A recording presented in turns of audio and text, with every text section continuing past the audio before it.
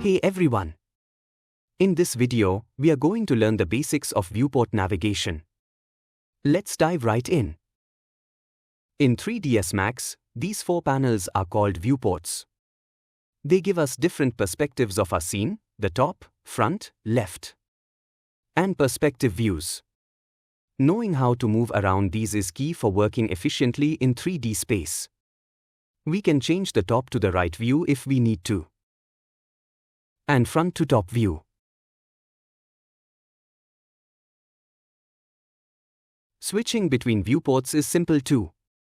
Use shortcuts like T for the top view, F for the front view, L for the left view, and P for the perspective view. Select and press G for remove grid line. Maximizing a viewport. Want to focus on just one viewport?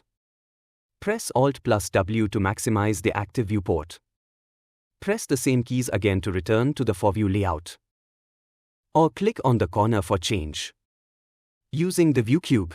You can also use the view cube in the top corner of your viewport. Just click on any side to quickly switch to that view, or drag it to rotate freely.